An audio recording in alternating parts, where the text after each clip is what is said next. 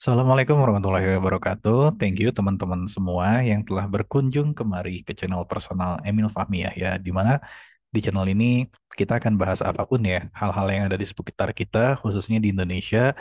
Kita akan cari wawasan baru, kita akan selalu asah diri kita supaya kita selalu improve dari hari ke hari. Bila lu semua pada percaya dengan misi untuk memanusiakan manusia di bumi tercinta kita ini, bangga banget untuk subscribe dan komen di channel ini ya teman-teman. Oke, jadi langsung aja nih. Nah, apa yang mau diobrolin nih? Nah, hari ini ya, kebetulan kemarin tuh emang lagi rame kan ya uji coba publik perjalanan apa ya kereta cepat nih Jakarta Bandung. Ini kayak high speed rail pertama Indonesia ya yang pernah ada. Jadi ini merupakan high tech transportation pertama yang dimiliki sama kita semua nih teman-teman ya. Nah, jadi dari sana kayaknya biar kita juga sama-sama tidak lupa bagaimana perjalanannya, bisa lah ya nih kita bahas perjalanan proyek ini dari pas dulu awalnya diinisiasi sampai sekarang nih teman-teman. Jadi kita harus cari tahu dulu pertama ya, apa itu kereta cepat? Kereta cepat Jakarta Bandung. Jadi intisarinya adalah kereta cepat tuh bisa dikatakan cepat kalau dia bisa menembus kecepatan maksimal 350 km per jam.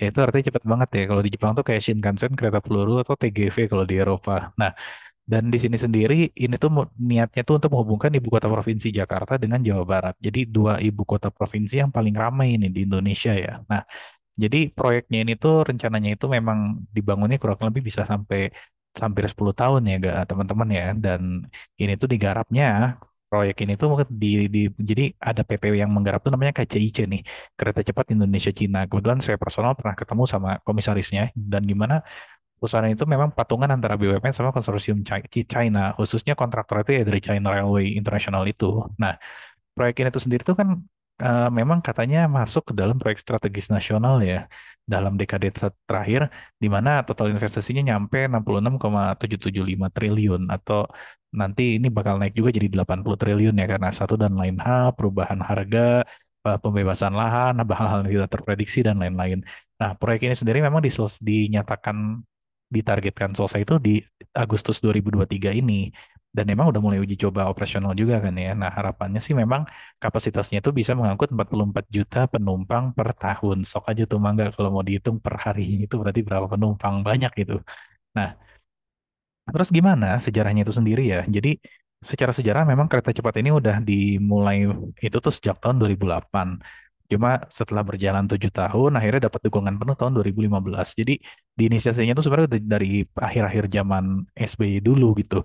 Malah bukan akhir-akhir ya, malah SBY periode pertama waktu itu kan di inisiasinya ya, pasca bangun yang buat KAA. Nah, terus proyek ini sendiri tuh memang bersaing tuh awalnya. Jadi antara China sama Jepang siapa nih yang mau nih gitu kan lobby lobby lobby lobby lobby lobby akhirnya China yang menang gitu kan. Karena kenapa? China waktu itu menawarkan skema yang fleksibel nih, tidak membebani APBN dalam pembiayaan. Kalau Jepang memang mereka lebih assurance, lebih punya pengalaman, cuma memang membebani APBN dan itu mungkin kayaknya alternatif yang kurang menyenangkan ya buat negara ya karena memang tidak fleksibel jadinya dalam eksekusi. Nah, kemudian di tahun 2015 itu akhirnya jadilah itu konsorsium kan antara si China Railway sama BUMN. Nah, jadi pelaksana proyeknya itu tuh BUMN sebagai PM-nya dan eksekutornya itu atau technical lead yang ngebangunnya itu adalah dari China Railway. Nah, akhirnya Januari 2016 groundbreaking dan sampai sekarang akhirnya selesai juga nih 2023. Nah, jadi kemarin tuh sebenarnya udah ada sih uji coba perdana ya, cuma masih belum dibuka buat publik. Jadi Mei 2021, cuma itu masih teknis sih uji coba yang memang sangat terbatas buat itu. Nah, kalau misalnya dari kereta sendiri sih harusnya ini udah jadi kereta tipe terbaru ya. Ya katanya sih yang tipe CR 400 itu tuh yang emang apa udah paling terbaru lah untuk apa jenis kereta cepat.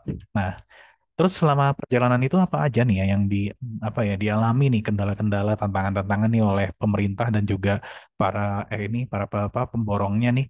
Ya yang jelas tuh kalau di Indonesia kalau pembangunan tuh udah rahasia umum ya, pengadaan lahan itu adalah yang paling gila ada kesulitannya. Jadi memang kemarin itu salah satu yang paling menghambat juga memang karena ada 4.700 bidang lahan yang emang harus bebasin lah kurang lebih.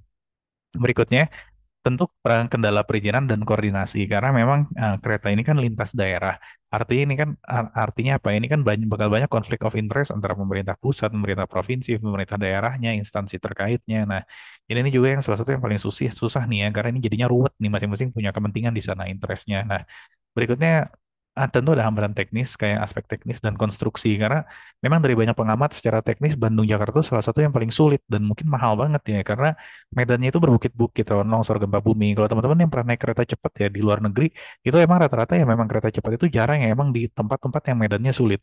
Rata-rata kereta cepat itu di medan yang lurus, weh gitu kan langsung jalan gitu kan. Jarang itu ada terowongan. Di sini kan kita terowongan sampai puluhan dan lain-lain. Nah, berikutnya juga ada dampak pandemi COVID-19 yang ganggu proses pembangunan. Cuma kalau ini nggak usah dijelasin karena semua kena ya.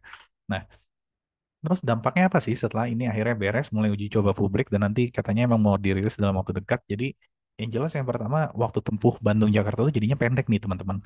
Dari yang awalnya sekitar 3 jam sekarang jadi 36 sampai 40 menit itu super cepat banget ya. Itu naikin efisiensi dan produktivitas. Walaupun di sini jangan dibahas ya bagaimana cara mencapai stasiunnya karena stasiunnya memang tidak ditaruh di pusat kota.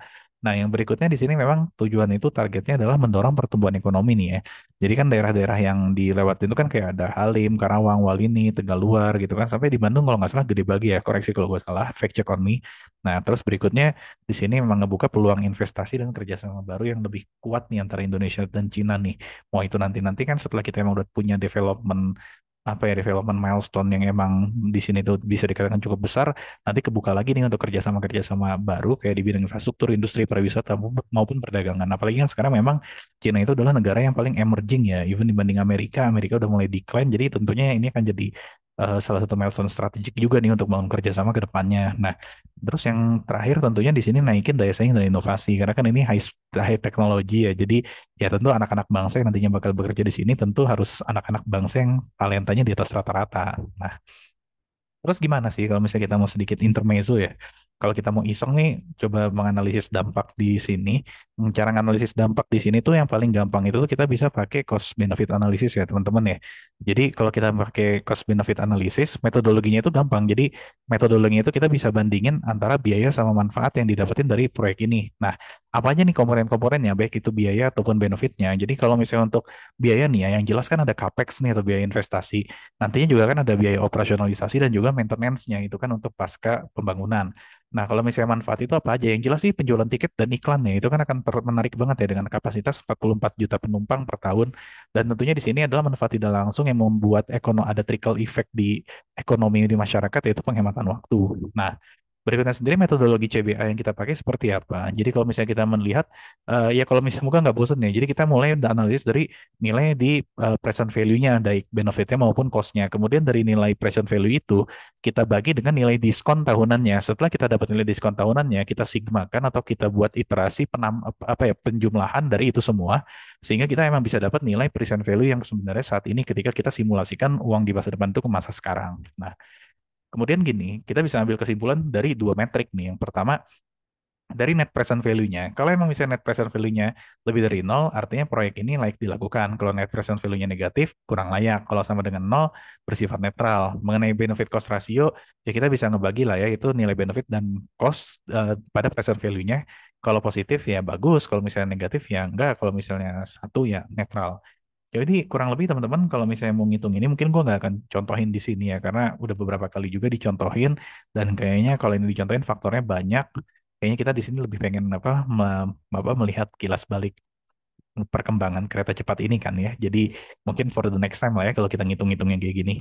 Nah, jadi apa? Ini harus kita lihat bahwa betul proyek ini proyek ambisius dan strategis nih dari pemerintah dan juga masyarakat Indonesia ya, karena ini kan proyek kita bersama gitu ya. Jadi walaupun tantangannya banyak gitu, ini dampak positifnya sangat luar biasa oke nih gitu kan. Karena apa? Di sini walaupun mungkin secara hitung-hitungan mungkin nggak terlalu menguntungkan atau menguntungkannya dalam jangka waktu sampai bisa hampir 1 abad.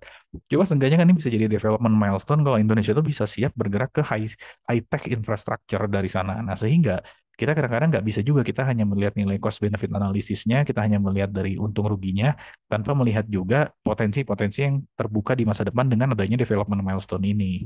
Di sini jangan lihat gue pro pemerintah ya, cuma kalau gue sendiri melihatnya sebagai futurist teknologi juga ini oke nih gitu kan karena ini bisa membuka banyak apa gerbang yang membuka banyak hal. Nah, terus semoga juga ya kereta cepat ini nantinya memang berkualitas, aman, nyaman dan juga ramah lingkungan seperti yang dijanjikan ya teman-teman. Oke, paling kayaknya itu aja yang bisa diobrolin untuk di video kali ini. Semoga lo semua pada suka dan bisa bermanfaat buat kita semua, nambah wawasan dan buat kita improve dari hari ke hari. Kalau lo pada percaya dengan mission untuk memanusiakan manusia di bumi tercinta kita ini sehingga menjadi tempat tinggal yang lebih nyaman dan lebih berkelanjutan buat kita. Mangga banget buat subscribe dan komen untuk kita makin semangat nih bikin video-video selanjutnya. Itu aja. Sampai bertemu di video selanjutnya. Assalamualaikum warahmatullahi wabarakatuh.